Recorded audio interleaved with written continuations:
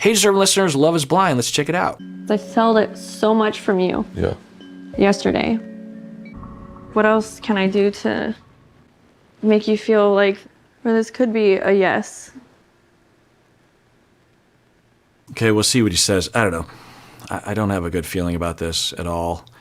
Now, I've heard that she's in therapy and using it well. So, maybe a year from now, in terms of today, a year from the scene, everything works itself out. But, normally I'm like, oh, what's going to happen? Maybe there's a way to work things out. There isn't a way, unless a lot changes in terms of her self-awareness and her path to recovery. Until there's even a hint of that, it's not. I don't have any optimism. I need you never to cross the line on the things you crossed the line on the other night, ever. Same for you. I know we should And I never. agree. What line did he cross other than saying, if you don't think I love you and you think I have never loved you and you don't want to be with me if I'm going to go out for an hour to be with my friends and you're demanding I'm not friends with my 3 women friends, I said I didn't want to be with you. What line did he cross, really? I'm trying to remember. I mean, and for her to get defensive, you did it too. And that's, I don't know about them, but abusive people will do that. So, the victim will say, hey, during I don't use the main abuse wheel that everyone else uses. I agree with it, but it's, I just have a different set of words and concepts in my head, but it's the same cycle. But anyway, during the contrition or apology or repair or suck back in phase, the abusive person will, be nice at the very least and maybe apologize. And sometimes abusive people will be fully apologetic and they will identify, I did this wrong, I did that wrong, I did that wrong. And they might even mean it, but that doesn't necessarily mean that, because until the awareness and the repair and the systems in place to give the victim more power happen, like the expectation that whenever they want to, they can grab their bag and leave. And if there's any resistance from the abusive person, then the victim has the right to scream and scratch and claw and call the police, and the abusive person understands that while they are calm so that they remember that in the moment.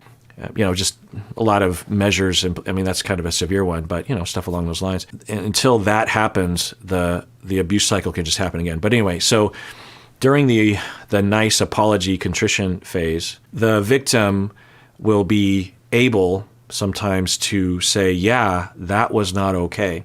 And the abusive person will often try to mitigate that because they either don't see it that way because of their traumas, or they don't want to be set up for a lack of power in the future. I don't know that's happening here, but you could make an argument that she's setting up a narrative that they both did equally bad. I mean, that's what she's putting forth, and he's allowing that, which I don't know if that's how he sees it or that's how it is. I don't know. I'm only one person watching. I'm a fucking expert, but I'm only one fucking expert. There are other experts that would see it differently, undoubtedly, I guess. But anyway, so you could argue that what she's doing right now is she's sneaking that in. You did things too, as a setup for, look, I'm willing to pseudo-apologize about nothing and basically say I stand by everything I did, but I just didn't like my delivery. What? And you're saying that I did a lot of bad things, but you did bad things so that when it comes time for me to get my claws in again and for me to control you, and this isn't super volitional, it's not like a Machiavellian plan typically, but the idea is that the place the person, so there's you could argue there's 2 main factors that contribute to abusive behavior. You have one is, unless we're talking about psychopaths and sadists, it's a completely different topic, but for the vast majority of perpetrators, one is the relational trauma that distorts what they're seeing and exaggerates and makes them feel very intense negative emotions that feel very justified to them. Last night she felt those feelings and they felt totally justified to her. And that fuels the justification for going after your partner, because if your partner has made you feel these horrible, horrible feelings, then you deserve justice, you know? So those feelings are real. The other factor is the socialization, usually, meaning the role models or something of, and here's the answer to that feeling, is through control. Because plenty of people have those feelings, but they don't resort to control. There's a lot of different, controlling their partner, there's a lot of different responses to that, including a narcissistic response or a distance response or a placating response or something, codependent response. There's a lot of different responses, but her response exhibited in the edit is to control, to shut it down and do all those things. And that's what abusive people will do, right? So you have to have both. If you were just given the model of control and abuse, but you don't have the relational traumas that result in you feeling deeply, deeply wounded over nothing or over very little things, then this is always available to you, but you don't ever call on it because you don't need it, because you have regular ways of dealing with your regular feelings. You don't need this. Now, I guess if you have a lot of it, then maybe, but even then. And, truthfully, most people have that model because that's what most of us, particularly men, have been taught. So the fact that most men are abusive means that you need to have that second element. And if you have that first element with that second element, then there's this deep feeling and worry of just like this could happen again from her in all likelihood. And I need to be able to engage in the same, solution. And I'm still basically in that, when they talk about the cycle of abuse, I think sometimes people could think that the abusive person is a different person or something during the reconciliation or during the, as I was saying earlier, the contrition phase. And, maybe, but I think it's more important because if you really scrutinize, as I've been doing, her behavior, it's not really a place of contrition. She's not really apologizing. Her approach is different. It looks softer. She's crying. She's not accusing or pointing fingers. Her body language is different, but it's the same message. If you just look at verbatim, you did things wrong. You amp that up to a different voice register, and that's what she was saying yesterday. So it looks like she's apologizing. It has the look. That's how it's so insidious. And if people aren't educated, as the vast majority of people aren't, because they've been given this one particular type of abusive person, then you would have no idea it's happening to you. He could walk away and go, wow, she was really nice. I just love that she apologized and, she said she was wrong. She has not said that. You could argue she kind of went along with things that he was saying, but not in my book. Because as soon as he said, every time she has followed up, you, no, him, no, nothing. He did nothing. The first time with AD, okay, on the scale of things, I wouldn't put it up there, but okay, you can complain about that. It could be triggering. You can ask him not to do that again, okay. But the second fight was also nothing. From what she said that he had done or not done, had been refuted, some of it. And also what we saw on camera was he went to work, he came home, he was with her and her friends, he was lovely, everything was nice.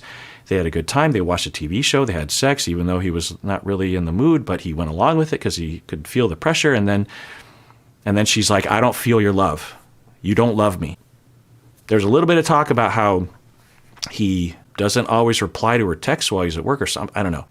Certainly not anything that you could say was anything close. The transgressions that she has committed against him are completely eclipse anything that he has done to her on camera and off, according to their account. Maybe he has been horrible behind the scenes. She has mentioned nothing about that, and you have to figure she would have. The fact that she was screaming in his face and saying, you fucked her. Do you think she had restraint last night regarding her ammunition against him? No, she would have said something. We have heard it all and a lot of fabrications that she doesn't wake up in the morning and decide to do that. This is a lot of suffering. She ironically is suffering more than him, which is kind of weird to think that abusive people are often suffering more than the abused person. Depends on the phase and the type, right? But at this phase, he's suffering, but typically when I treat people like this, her suffering is 100 times worse. So I feel tremendously bad for both. I need you never to cross the line on the things you crossed the line on the other night. Ever. Like, Same for you. And I'll stop yammering, but they're doing what I predicted earlier, which is that it'll just be a commitment to never do it again, which it won't work under any circumstances, whether it's a personality disorder or abuse or not. Like, I've talked about that a lot. A commitment to like, oh, I'm just going to have willpower. It's just not going to work. No, and I never, ever, ever, ever want to argue like that ever again. Ever. yeah, me either. That wasn't fair. For both of us. So, where's your head at right now?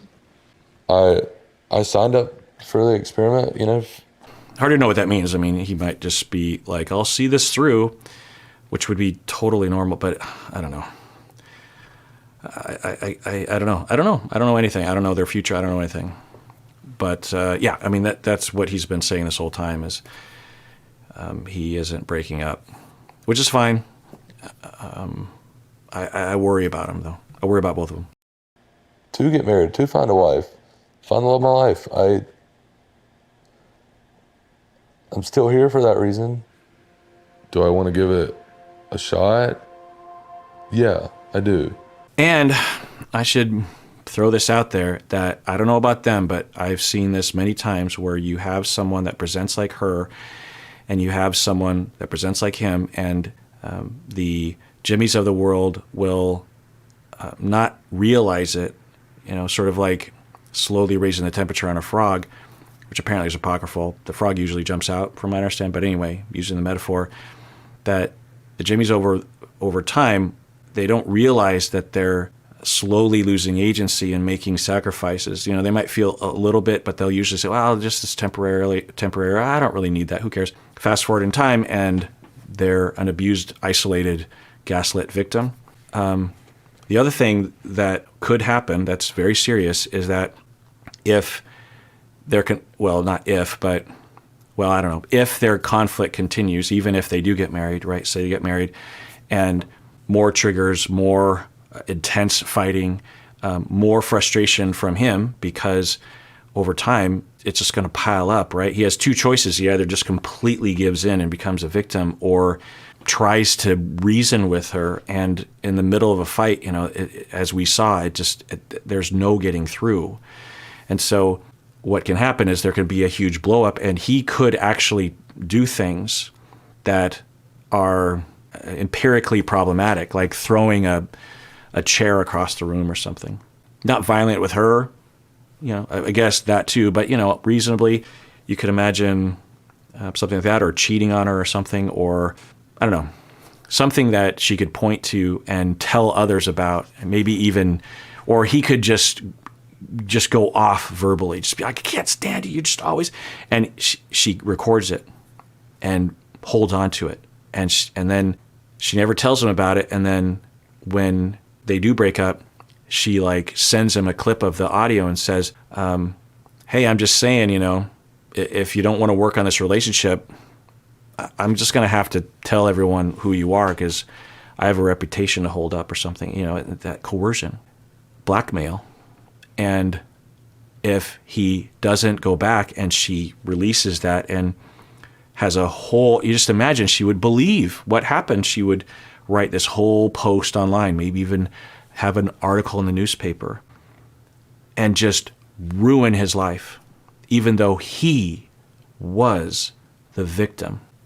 It's a very serious thing. This is not just this reality TV thing. The other serious outcome that can happen is a lot of people, I said this a while back, the people I've treated who present like this, I don't know about her, no idea, but almost everyone I've treated like this, and it's a well-known association, is suicidality, is a desire to die because of the ongoing chronic suffering, especially when there's a transition like being dumped or broken up with, or a big fight, or being fired from a job or something.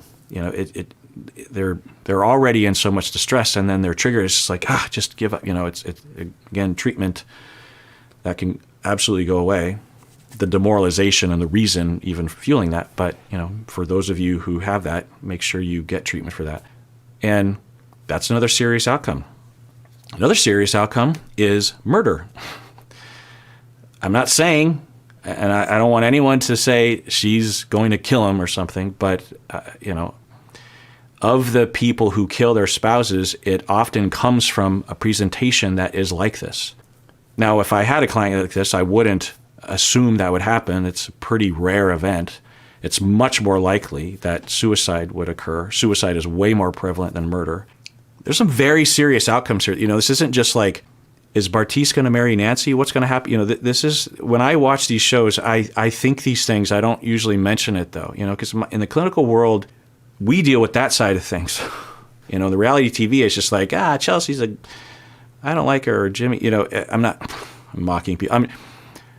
It's serious, and some of you know it, and for those who might not, I want you to know it, because it's important to know these things, and to maybe make connections. When you hear a story in the news about something along these lines, and all you hear is the most reportable data, you might think, those are crazy people. That'll never happen to me. When you watch this, I hope you see something that looks kind of familiar. It's not hard to imagine. Many of you have been here, but even if you haven't been in this exact thing, it's relatable. It's conflict. It's love. It's trying to work things out, self-awareness, that kind of stuff. And this is where it is. That's what when I watch these shows, I am terrified, especially when they are attacked by everyone online, that someone is going to die. It happens all the time in my field, all the time. It's a very real thing. It's a very real thing. And so I guess if it's one thing I'm asking you to do, is to take care when you are commenting online or commenting on someone else's Instagram, participating in some Reddit conversation. It's real. It is real. This is real. We're watching reality TV. It's edited. It's played up a little bit for the cameras, maybe, but it's real. I love you too. I really want to try with you.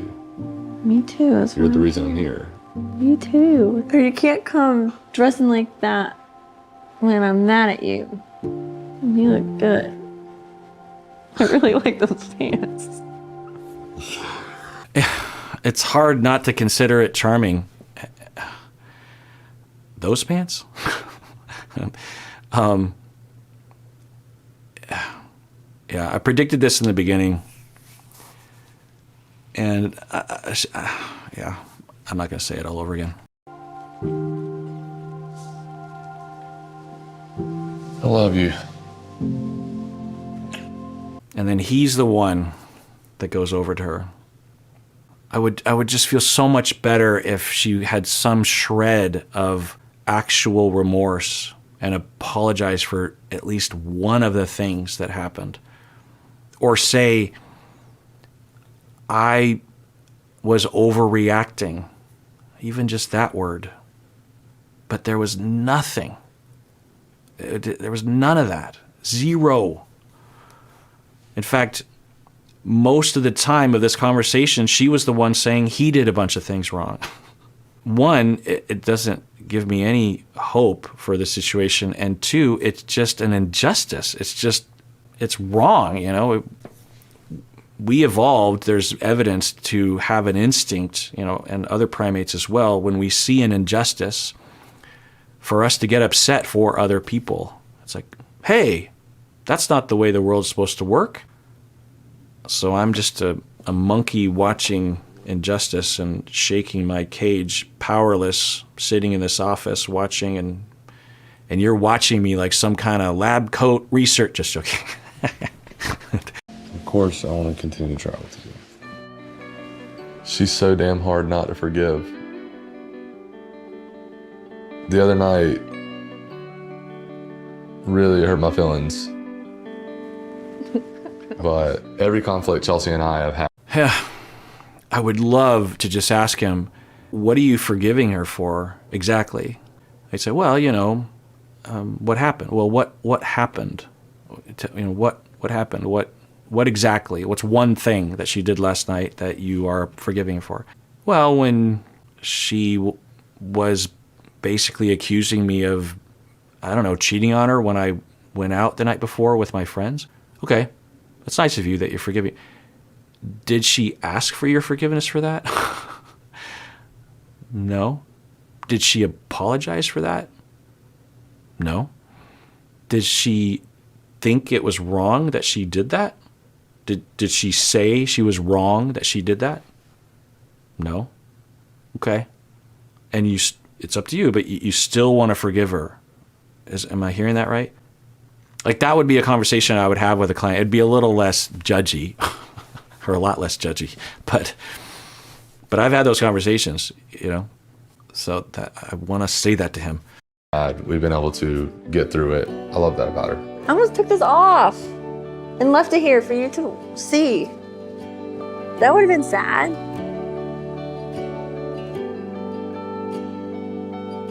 I love you. Love you too. And I hope you take this to heart for yourself. The next time you forgive or move on, ask yourself, did they actually apologize? Did they admit the transgression? How much work did it take me to pry it out of them? And did it work? Because you could have an interaction, if you've never been really apologized to and you don't really know what apologies are supposed to look like. The reason why, I said all this in a deep dive, but the primary function, in my view, it's just my philosophical or worldview.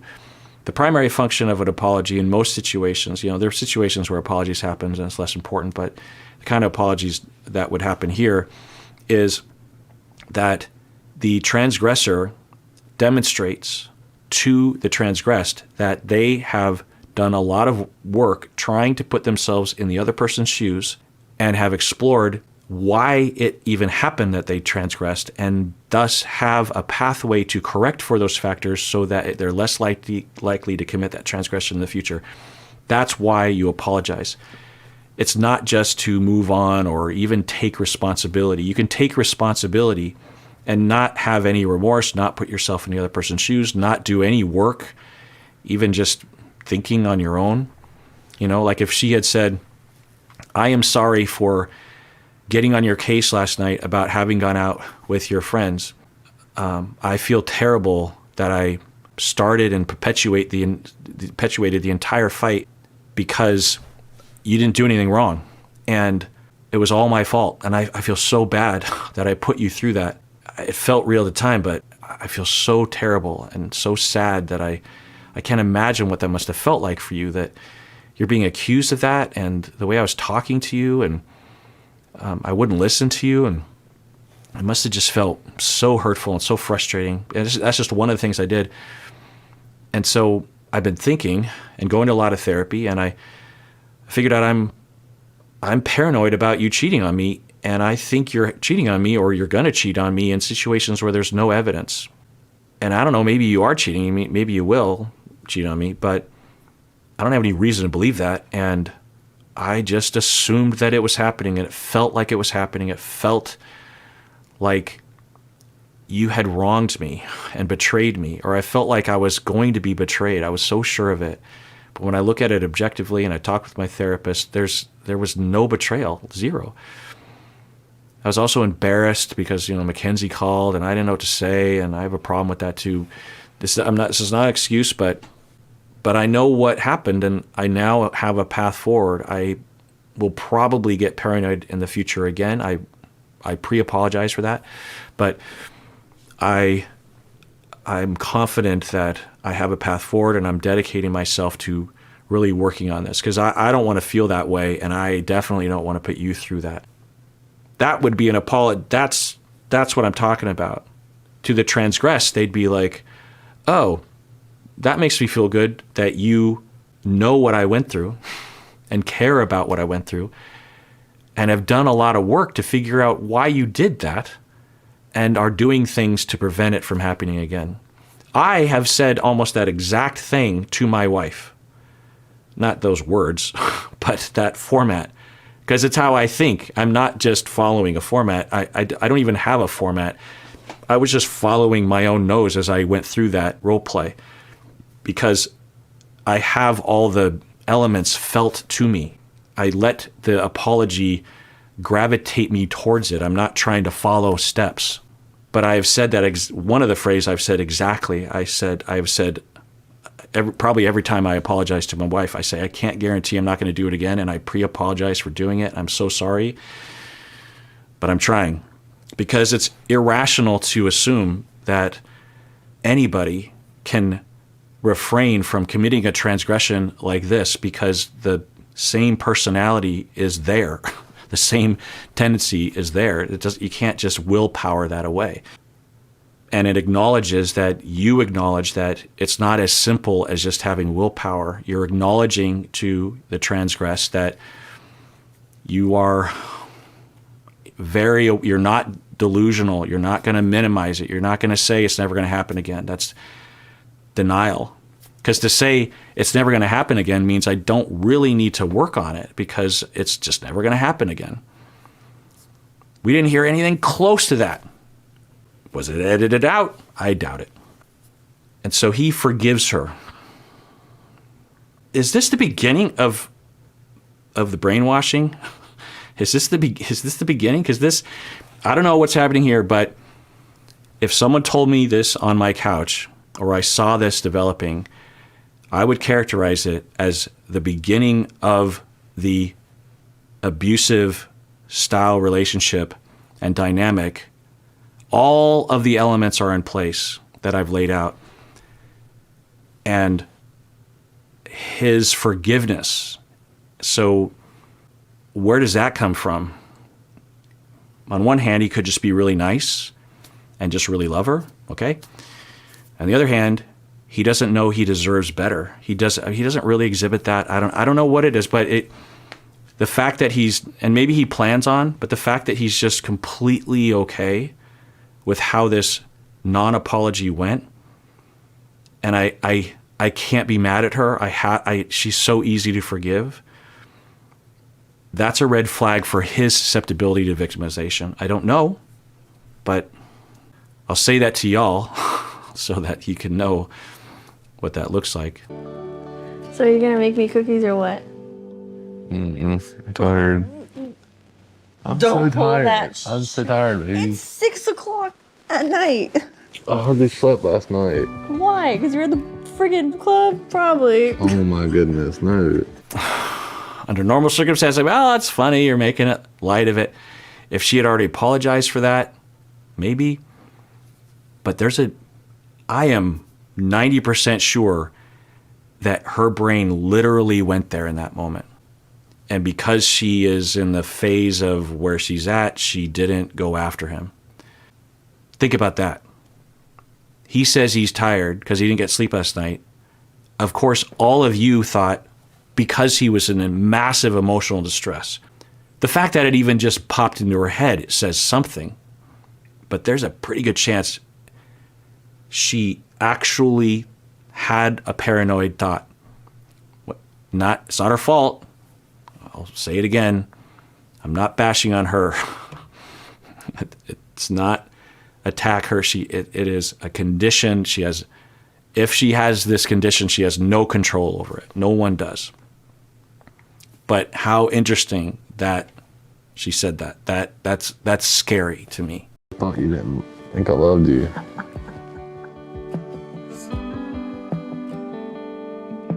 I'm happy that she knows where I'm at now, and I'm happy she feels the same way, and I'm happy to... And I'm sure I don't need to do this. I hope I don't need to do this, but just try in your mind by reversing the genders. It's not an exact replica, but just as a thought exercise, do that. Let's do that. Imagine if he was the one that said, "Where were you? I know you were with Trevor. I know it. Someone told me. And, you fucked that guy. And you I don't want to be married to a woman that goes out with her friends for an hour.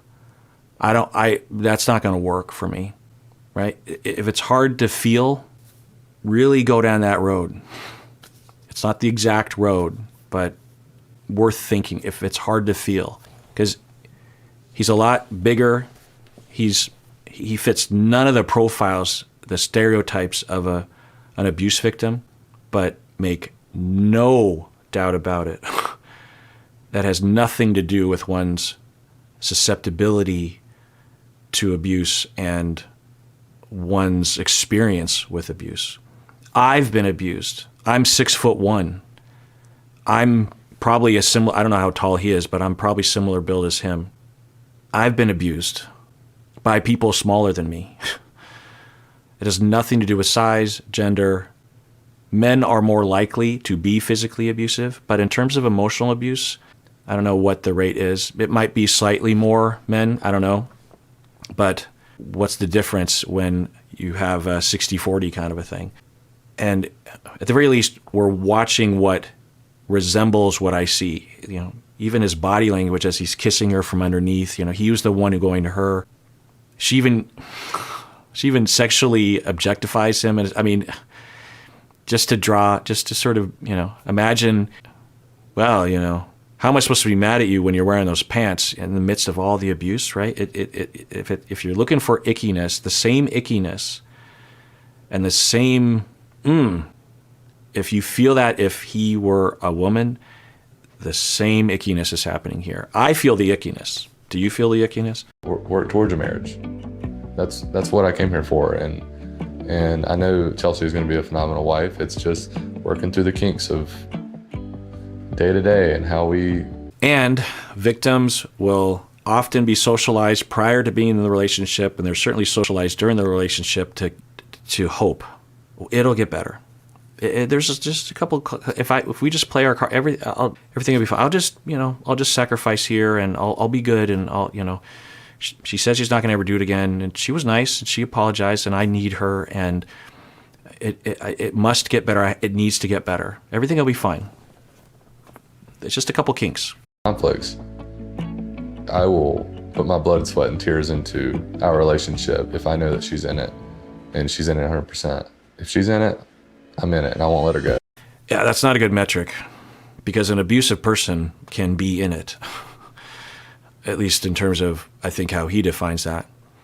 That's not a good metric. Just because someone's in it or dedicated or putting effort does not mean that is a blind endorsement for the health of the relationship. No. You're cute. You drive me nuts, boy.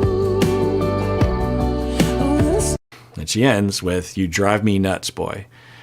It's said in a playful way, but it does not feel good to me.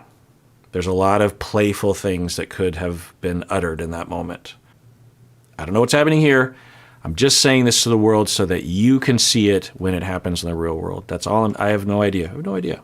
All right, well, that does it for that episode. I want to thank you if you have been watching all of these episodes. I know a number of you are. I see you, and I try to imagine. It feels better to imagine actual human beings, and I look at the comments and try to understand. Because when I'm a professor and I'm interacting with students, at least I can see their faces, and of course I interact with them a lot outside of lecturing, of course. But at the very least, there's a sense of that, and so it feels, I guess, better for me to think about people following this for a while, that it's not just random people jumping in and watching one episode. So as a part of that, I just want to thank you for doing that. It's I consider it a very important honor to me. I'm very honored by it. I consider it a responsibility that I have to you, particularly. I don't do this just because I feel like it. I do this because when you click on these videos, it says you get some value or entertainment from it, or both, and I want to be of service to you. So thank you, and take care of yourself, because you deserve it. You really, really do.